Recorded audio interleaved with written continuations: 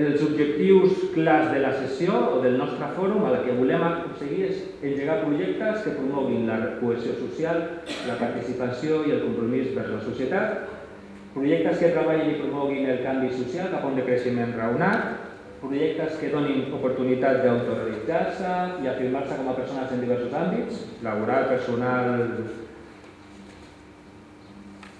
familiar, associació, etc. Projectes que promoguin el pensament positiu, l'empatia, la resiliència, l'actitud positiva davant de les dificultats, amb moltes dosis d'optimisme. Ja veieu que hem posat uns objectius tan macos que qualsevol cosa que fem estarà dintre d'aquí, vull dir, segur. I, bueno, com ens organitzarem per fer-ho?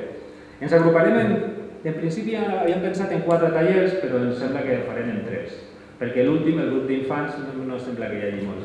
Alguns són molt joves, però tant com és formar part del grup d'infants sembla que no. Però si algú ho vol, ho lideraria la Carlota Martín i l'Anna Espinosa, que seria aquest últim, el grup infantil.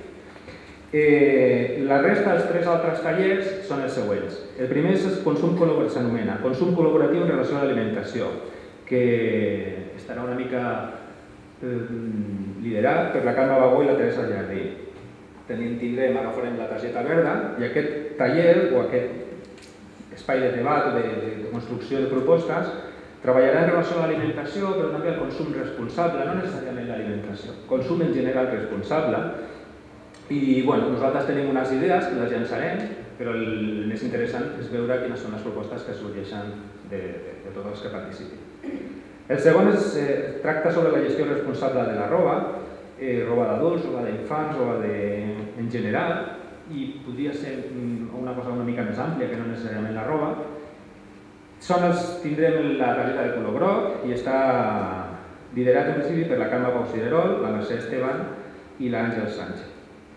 I finalment tindrem una altra que s'anomena altres alternatives col·laboratives, una mica un calaix de sastre on poden sorgir coses molt diverses i molt diferents a les altres dos, i som els que tenim el color blau, estan liderats en principi per la Conxita Peral, el Toni Pons i jo mateix.